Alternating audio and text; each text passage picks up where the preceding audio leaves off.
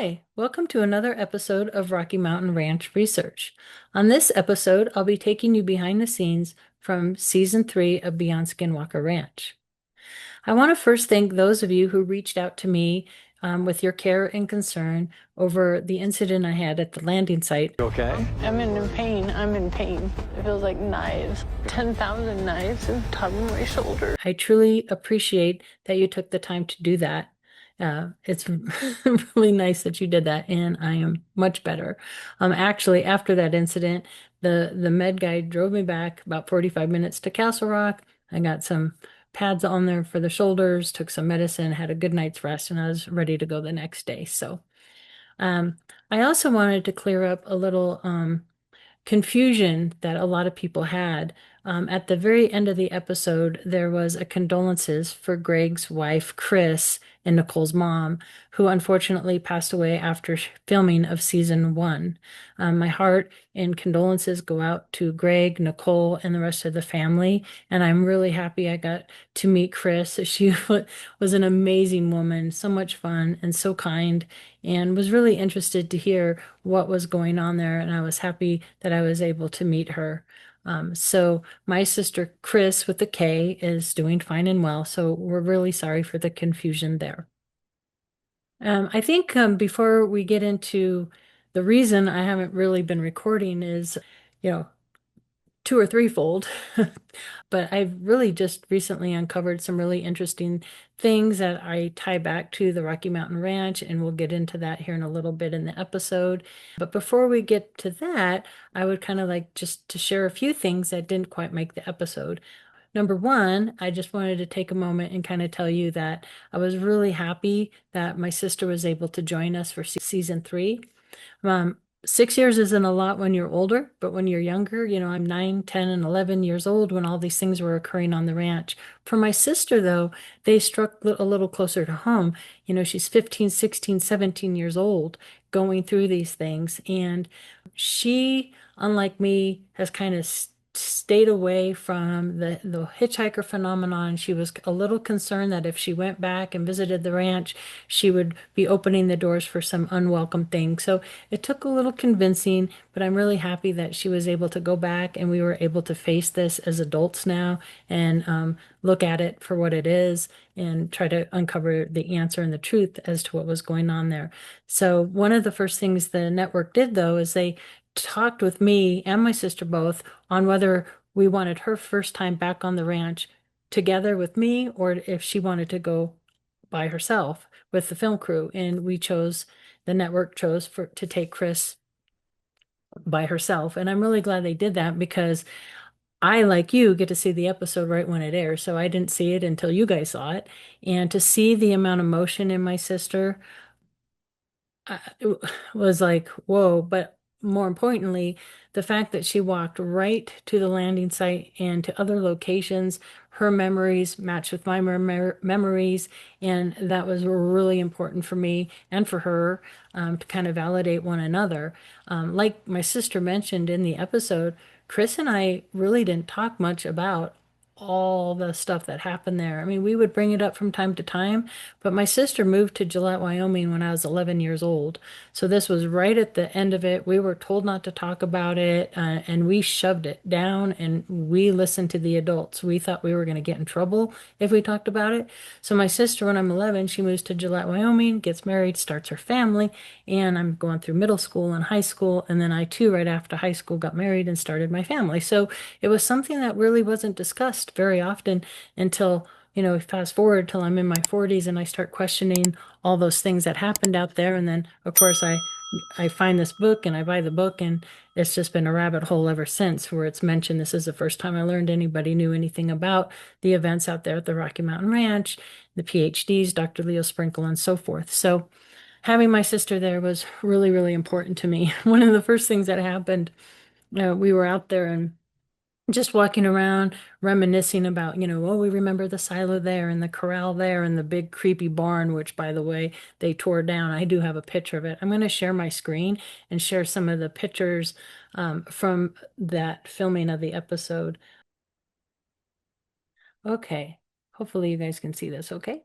So here's a picture of my sister and I just here we are, all these years later, back on the ranch. I remember that pole of electricity was there from our childhood and that old scary silo. This is where we would see the cryptid, the what we call the white fuzzy, the Sasquatch creature back there, but the creepy barn that's been taken down right here. This barn, I remember, scared the bejesus out of me when I was there. It was so creepy. And things were spotted out there and along the tree line there. That's since been taken down. But Gray, when we filmed season one, shared a lot of those photographs, you know, from the time my mom's boyfriend and their family moved from the ranch. It sat vacant for a number of years, and then Greg's family purchased the ranch. And so he was sharing with me all those pictures from when they purchased the ranch. And one day I was reminiscing through these pictures, and let me stop. One day I was looking through these pictures kind of closely, and I want to share with you guys something I noticed in the window. Now, could be pareidolia. I'm not saying it's an alien gray, but once you see this thing, you can't unsee it. And now I'd love to have your guys' feedback, your comments below. What do you think we're seeing? Is it pareidolia? Is it something else? I'm not saying it's an alien gray, but like I said, once you see this thing, you kind of can't unsee it. So I'm going to share this picture. First, I'm going to show you though the ranch house as I remembered it from when I was a kid. When Greg and them purchased the property, they added an addition out to the left of the house, the right of the house, and in the front of the house, where we recorded, with the radios and the crystal radio experiment. That was in the front of the house where they built like a little screened-in porch area. So let me show you a picture. This is a picture of the house as I remember it. Like I said, they added an addition to either side and to the front of the house. I even remember that little picket white fence, because who doesn't dream of a little house with a white picket fence? In this case, the story didn't turn out to be a fairy tale, more like a nightmare. Okay, so let me show you. I was looking through the pictures closely. So this picture right here is the front porch of the house, and I was just kind of, zooming in the windows to see what I can remember.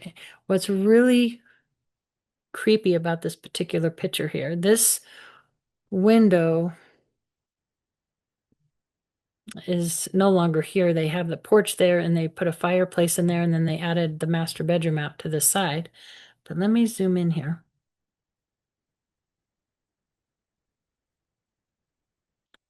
And I don't know if you'll be able to see my little hand mouse here, but right here, we see the two big black eyes. They're like three-dimensional. The nose, the mouth, the chin, the high cheekbones, the neck, and even the body as I zoom out here. It's like something's peeking at the children on the front porch, right here in the center of the screen. Once you see it, you can't unsee it. But what's really weird about this is where all the adults were hanging out right here in this window to the left of the door. All the adults were playing board games, and in this room right behind where this anomaly in the window is where me and my sister and the three boys were all hanging out when the power went out, that bright light, the disembodied electronic voice, that whole thing, that was right here in this window. And I don't know about you guys, but it looks like lips, a chin, high cheekbones, the nose, the bulging eyes.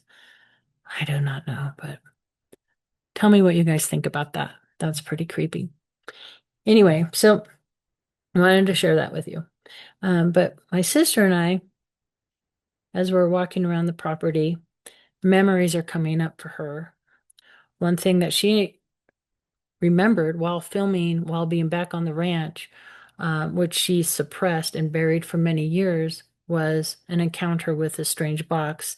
And this picture here, she's kind of pointing to where she remembers seeing it up here on this hill, by that tree back there. You can see behind the fence. So that was a memory that she remembered. And of course, the boxes aren't even talked about or touched upon on these episodes.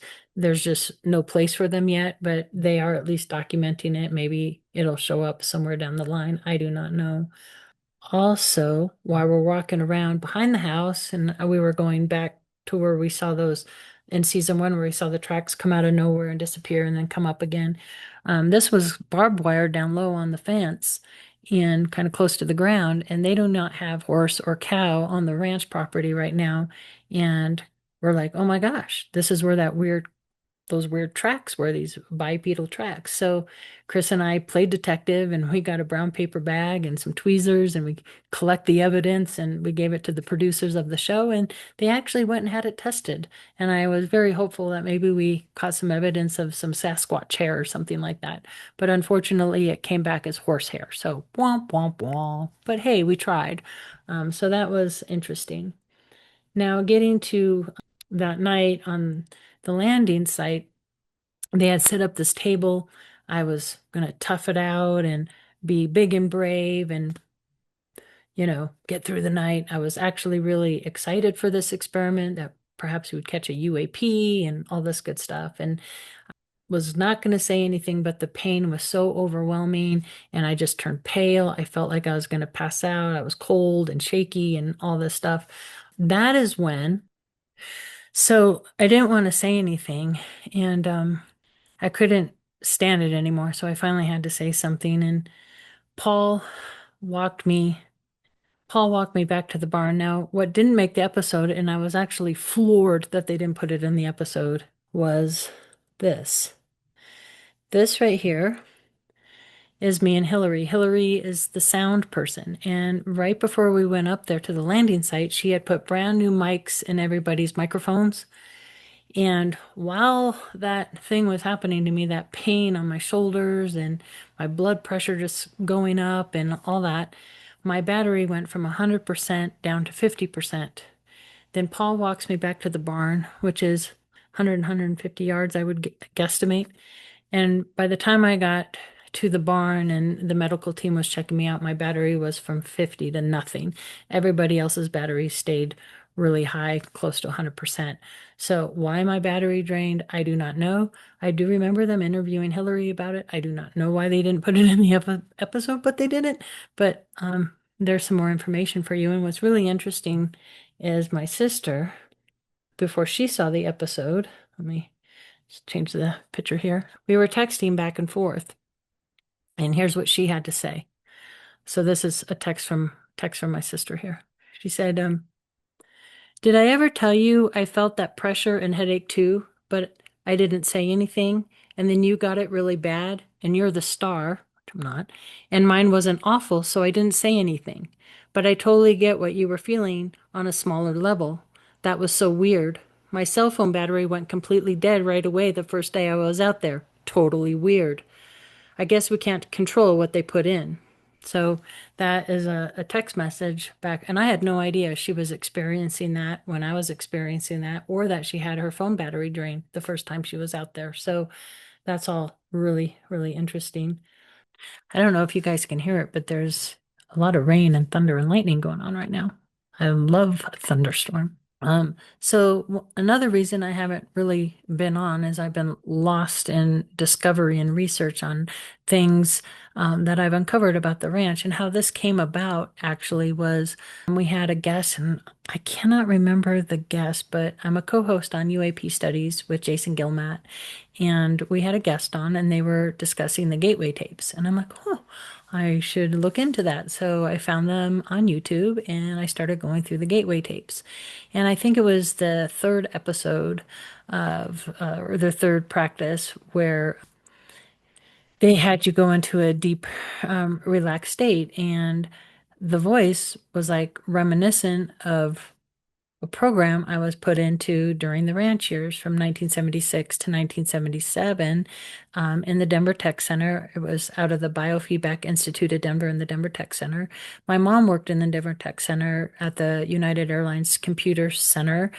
She was a computer programmer operator. It later became Galileo, but a couple buildings over was the Biofeedback Institute. And on that strange unusual night of the disembodied voice and all that, we drive back to our house 45 minutes away from the ranch. I only visited at the ranch, on the weekends. We drive the younger boys back and forth, spent time there just a handful of times. Every time we went out there, we had unusual things happen. Sometimes it was with my sister, sometimes it was just myself or the youngest son, and sometimes my sister would have encounters of her own. Hopefully, one day I can get her on a Zoom call here and have her talk about what she experienced out there after prom night. That was a particularly terrifying night for her, and I would love for her to share that with all of you. So hopefully she'll feel comfortable enough to do that at some point. But anyway, so where was I? Oh yeah.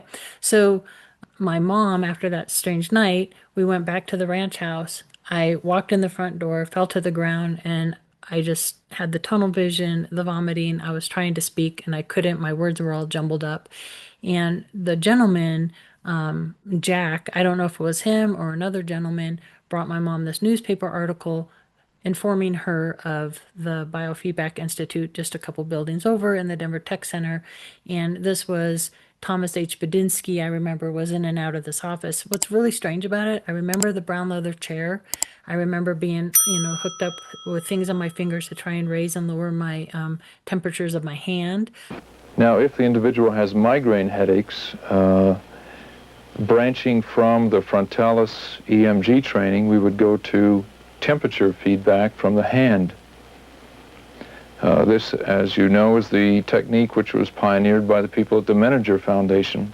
In 1964, when we came to the Menninger Foundation, one of the things we were most interested in was whether or not it was really true that people could learn to control the temperature of the hands, as was said in autogenic training books. So I think Jacobson, a long time ago, had discovered that when a person relaxed his muscles and his hands got warm, that perhaps his migraines tended to diminish. Here you can see that the change in temperature is indeed produced by a change in blood flow, as one might expect it. This is a measure of the blood flow in the digital artery. It goes up and down with the pulse. At this point, the subject is told to cool his hands. He is an exceptionally talented subject who has already been trained, and you see his blood flow drops immediately and his pulse is greatly reduced. The temperature comes down after a lag. Then when he's told to relax, the blood flow almost immediately returns to normal and the temperature gradually goes up. Migraine is a different kind of animal. It is concerned mainly with blood vessels that simply expand too much in your head, and it's that vasodilatation of these extracranial blood vessels that causes the pain of the migraine. Generally, the patients start out with autogenic type phrases, at least in our training program. Now, after I've read several of the phrases, I will interrupt you and ask you to open your eyes. And then I will turn the feedback trainer around, and when I do, please utilize this information, this biofeedback information, to facilitate further relaxation. My whole body feels heavy, relaxed, and comfortable. Warmth is flowing into my hands. They are relaxed and warm. I remember the headphones and, the whatever they put on your head. I was in this program for a year, year and a half, maybe two. I don't remember exactly if it was, I know it was over a year, and I'd go, I don't know, once or twice a week to this training facility. I don't ever remember anybody else being in there other than Thomas H. Bedinsky from time to time. So it was really strange. But anyway, I was there to get control of my migraine headaches. They became very debilitating. I was missing a lot of school. And they always came with a tunnel vision, the vomiting, so it would knock me out for a day or two. So that was the reason for going that. I still have my tapes from them. So I started researching Thomas H. Bedinsky, and I'm going to share my screen. And what I've uncovered is just sort of blowing my mind, actually. And I would love comments from all of you on what you guys think about this. Oh, okay, so thank goodness for ChatGPT and Grok. So this is what I found out. And I have like 60 some pages of this so far, and I'm just making more and more connections as we go. So it's sort of keeping me a little preoccupied. And, like I say all the time, if you've ever heard me talk anywhere else, I just want answers to what was going on out there, whether it's MK Ultra Black Access projects, whether it's UFOs, aliens, and ETs, which I'm getting less and less convinced of thanks to just these things that I'm uncovering. So anyway, so here's what I found out. The Biofeedback Institute of Denver, located at the Denver Tech Center in Englewood, was a significant hub for biofeedback research and clinical practice in the 1970s, notably associated with Thomas H. Badinsky, a pioneering psychologist in the field of biofeedback and neurofeedback. Below, I'll provide a detailed overview of the Institute, its activities, and its relevance to your interest in Elbert County, MK Ultra, NORAD, and potential military connections. So, again, it goes on, saying the location, the Denver Tech Center. That's exactly where I went for this. I'm 10, 11 years old, young kid. Time period. Institute was active during the 70s. So that is exactly the time. But here's where it gets interesting. Badinsky's early career as an aerospace engineer. Thomas Badinsky, born October 13th, 1933, passes away on Valentine's Day 2011, earned a Bachelor of Science in Electrical Engineering from the University of Detroit before embarking on his career as an aerospace engineer. His early professional work centered on the Lockheed SR-71 Blackbird, a Mach 3 plus strategic reconnaissance aircraft developed by Lockheed Skunk Works Division under Clarence Kelly Johnson. Badinsky's role as an internal systems engineer on this project at Area 51, Groom Lake in Nevada, in the early to mid-60s placed him at the heart of one of the Cold War's most secretive and technologically advanced military programs. His role in the SR-71 Blackbird project was the internal systems engineering, was internal navigation systems, which is really interesting. I'm going to share a video with you on why I think that's mind-blowing information. Critical for the SR-71's ability to conduct high-speed, high-altitude reconnaissance missions without relying on external navigation aids, GPS, which didn't exist then. So we're going to skip on down here. It says Thomas H. Badinsky's early career as an internal system engineer on the SR-71 Blackbird at Area 51 demonstrates significant familiarity with classified military projects. His work on the SR-71's navigation systems at Lockheed Skunk Works under CIA and Air Force oversight placed him at a high security environment, developing Cold War reconnaissance technology. This experience likely influenced his later biofeedback innovations. So then we go into the timeline, when MK Ultra begins in 1953 under CIA, exploring mind control, hypnosis, drugs, LSD, which the LSD piece, and with our whistleblower witness talking about FM that the CIA was working with, freaking magic, which was a combination of LSD and others, was also reported on the Rocky Mountain Ranch with John Duke, who claims to be Air Command, coming out of San Francisco and was experimenting with legal, is what all of the documents state, LSD on the ranch. What is that all about? Anyway, sensory deprivation for interrogation and covert operations. Now, another connection is in 1973, my half-brother Gary burnt down our family home in Englewood, Colorado, off of Holly and Arapahoe Road. We lived in a neighborhood called Palos Verdes. And my brother, the week before, took an axe to everything in the house, very traumatic. And then a few days later, poured gasoline inside curtains, inside the house, in the family room, and torched the house. It was a complete loss. And my parents pressed charges, obviously, because the house was a complete loss. And he was sent away to Pueblo State Hospital. Traumas take many forms. This is a photo of my half-brother Gary, born 1952, my sister, and the little one is me. The first arson occurred in 1965 in Lake Geneva, Wisconsin. The top photo is my sister standing in front of our home that we had yet to occupy. The bottom photo is all that was left. Only the garage remained. In 1970, we moved to Colorado, and on February 22, 1973, Gary took a can of gas and set our house afire again. Everything was lost.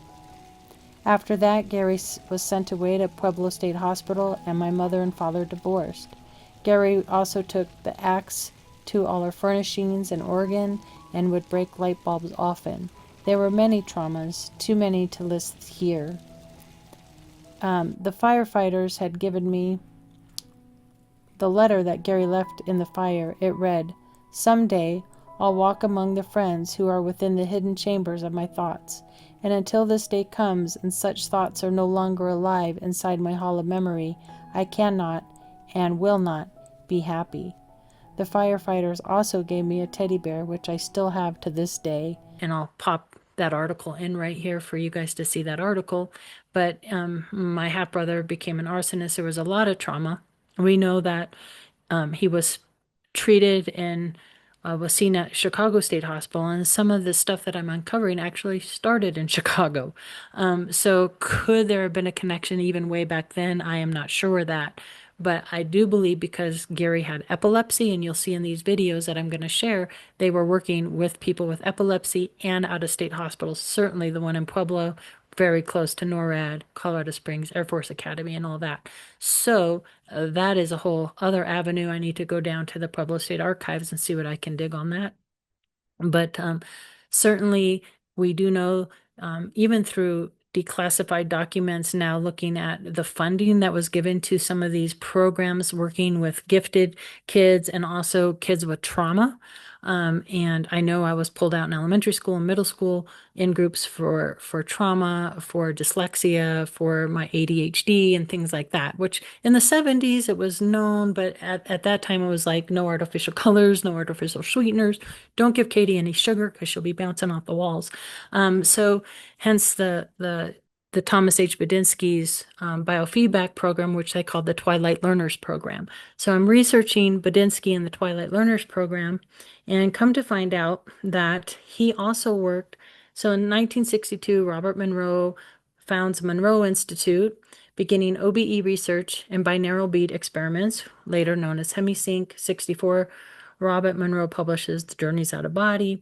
Then we go into Elmer and Alice Green begin the biofeedback research at the Menninger Foundation. We know Badinsky worked with them at the Menninger Foundation. And then it turns into Stargate Project with Hal Puthoff. Russell Targ begins remote viewing experiments with Ingo Swann, Pat Price, funded by the CIA. Then in 72, CIA officially funds SRI's remote viewing research, later evolving into Project Stargate. Then in 73, Thomas H. Badinsky develops audiovisual entrainment devices and Twilight Learner programs using light, sound, and brainwave training. This is what I did at age 10 and 11. 1974, Ken Godfrey, PhD, joins the Menninger Foundation, working with Elmer and Alice Green on biofeedback and ultra states of research with Thomas H. Badinsky. Monroe Institute formalizes the Gateway Voyage, programs using HemiSync. Badinsky and Godfrey explore Twilight Learners, which that's what I was in, during the time of the ranch, mind you, investigating how audiovisual stimulation affects learning states, relaxation, and theta brainwave production. Stargate Project officially begins under the Army INSCOM, using remote viewing operationally. So then it goes on, and basically in a nutshell, Ken Godfrey and Thomas Badinsky continue clinical applications of biofeedback and neurofeedback. So how are they all connected? MK Ultra, early mind control and consciousness, manipulation interest in the 50s to 1973, which is interesting. My brother, half-brother, burnt down our house in February of 1973. So the timing is spot on. Showing initial government interest in non-ordinary consciousness. Stargate Project, remote viewing operational program 70s to 95. Gateway Project, Army evaluated Monroe Institute. Menninger Foundation with Elmer Alice Green, Ken Godfrey, pioneered biofeedback consciousness, influencing, collaborating with Monroe. Twilight Learners, Badinsky and Godfrey, audiovisual and neurofeedback methods for learning, relaxation, and consciousness exploration during the same period. All these initiatives reflect a Cold War era interest in using consciousness, biofeedback, and psi phenomena for both civilian and military applications. Now, I'm going to show, let me stop sharing for a minute. So I'm going to show you guys now a couple videos that I found on Thomas H. Badinsky, and it looks quite old. I'm going to put the link for the full video. It's quite lengthy down below if you want to watch the whole thing. I'm just going to show you a couple clips. The first clip, let me share my screen here, just talks a little bit about Badinsky and the Denver Tech Center and what they were doing there. Again, I was put in the program for what I believed were migraine headaches, but the second video I'm going to show you, knowing his work at Area 51 and the SR-71 Blackbird and his engineering expertise and navigation, when you see the second video, I think you too will make the connection. I was like, holy smokes. Here we go. I'm going to share my screen. Here's a close-up picture of one of my tapes that I had from back when I went through this program. Like I said, I still have the whole set right here. But let me show you the video. This comes directly from up the street at the University of Colorado Medical Center, where Tom Zinsky and Johann Stuyven are doing the work at the Biofeedback laboratory there. It's quite well known that people who suffer frequent or sustained stressful episodes eventually will show some sort of a physiological breakdown. Keep that tension held in that muscle group. Keep focused on it. Okay, now begin slowly to relax the tension. Preliminary relaxation training is often given to prepare the subject for biofeedback training sessions. Training in the relaxation of the frontalis or forehead muscle has produced promising results in the treatment of tension headaches. What biofeedback does is it takes the individual from the nominal relaxed point down to a very low point.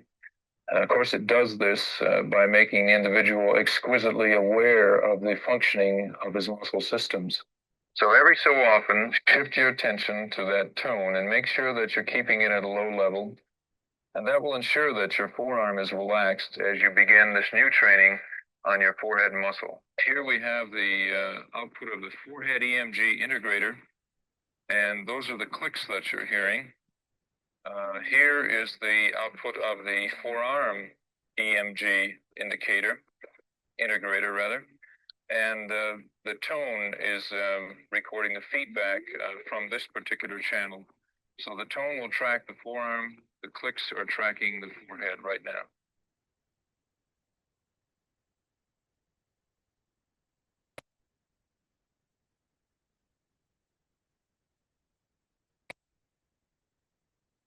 Quickly, we will train this individual, the one with tension headache, to this criteria of 3.0 microvolts average for 20 minutes. And when he can do this, and when he can do it without feedback, he's generally ready to abort headaches or even prevent them from happening in real life. And I'm happy to say that that was definitely the case. I, after the year and a half in the biofeedback training with Badinsky, my migraines pretty much presided every now and again. I'll get the tunnel vision, but they've never returned to the intensity after those ranch years. And after the biofeedback training, they lessened. So if you're a migraine headache sufferer, I really encourage you to look at the biofeedback or even the gateway program. They really can help reduce those. So the second video is what really spun my wheels. Thinking about Thomas H. Badinsky and his work at Area 51 and the SR-71 navigation systems. You think about if they indeed had captured UFOs, and they were trying to back engineer these UFOs, and they couldn't figure out how the navigation systems work, which he would have been really read into these Black Axis Project, Badinsky, with Lockheed and Area 51. So we know he was there. We know the timing was right. And now I want you to watch this video. And keep in mind, too, my half-brother Gary with the state hospital in Pueblo with his epilepsy. They talk about working with epilepsy. Another interesting thing to note here is when I was researching and asking and trying to find any documents about Badinsky or the Biofeedback Institute working with children, they deny it. In this video right here, they're working with a child of the same age that I was when I was put in the program. So take a look at this and leave your comments below what you think.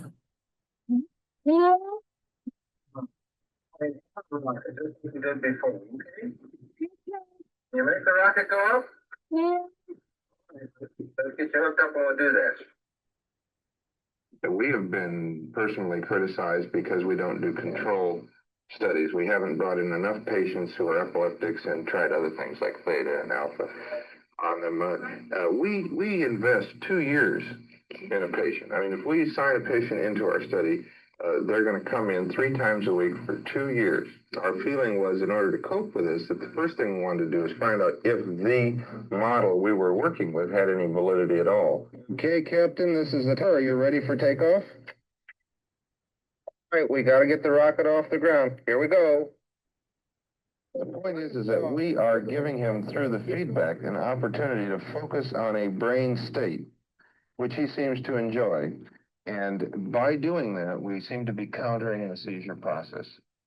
Doesn't look like he's enjoying it to me. And what really just is shocking to me is that there's probably hundreds, if not thousands, of people that were unwitting subjects, test subject. There was a lot of money, so you can go into the university archives now and see declassified documents of millions of dollars into the school systems working with these children. And I'm anxious to share these documents with you. It's about time that people are aware that they were used and manipulated and their families lied to when they were studying and using innocent people, men, women, children, as test subjects, possibly whole towns, with these crazy Black Access projects that were going on. And it's just this, it's like a whole rabbit hole that I wasn't even expecting to go down. And it's like everything else in life, one thing led to another question, led to what? So that's where I'm at with this right now. I think it's important, if nothing else, to get the truth out. It's time that the truth be told to all these people, including myself and other people that were part of these programs and they weren't even aware of it. So I would really love your comments and your feedback. What do you think about all this? And also the ET in the window or pareidolia in the window. I don't know what it is. I'm not saying that's what it is. I'm just showing you the picture. I'm really curious to hear your thoughts about that. I think that's really all for season 3. I also wanted to do a quick mention. I just co-authored a book, Snippy the Horse, A King Family Legacy with Tony Angiola. This was an important 6-7 month project. Long story short, the APRO files are now housed at the National UFO Historical Record Center out in Rio Rancho, New Mexico. Please go to their website. Anybody's welcome to visit there if you make an appointment. It's wonderful. They have original APRO Aerial Phenomena Research Organization documents, or original Project Blue Book documents, CUFOS, NICAP, and so much more. It is really a treasure trove, but I went there to get more information on the Rocky Mountain Ranch, and Dave Marler ended up sharing with me just piles of original documents and recordings and photos on the Snippy case. And I know the King family and Carrie King, and I was so excited to just share. There's so many pictures, but what was really fascinating about working this case after all these years were the similarities to the Rocky Mountain Ranch. There's boxes, hum sounds, UAPs, things flying in and out of Mount Blanca, the hitchhiker effect, bangs underground. And this happened pre-Snippy. Snippy was really the first nationally worldwide recognized unusual animal death. We had radiation readings, holes in the ground. On it, I was shocked at how many commonalities on the Snippy case as to the Rocky Mountain Ranch case. Also, we since we're doing so much research and digging into old documents in that, started a new book series called Flying Saucers, Aliens, and the first book in the series is Gremlins. So the second one is going to be Flying Saucers, Aliens, and Guns. So history is important to me, and taking a second look at all these historical cases, I think, is something worth doing. So I hope that you will go to katiepage.net or Rocky Mountain Ranch research.org, or just search them in Amazon and help support the work that I'm doing here and that we're doing at Rocky Mountain Ranch Research. Again, thanks for watching.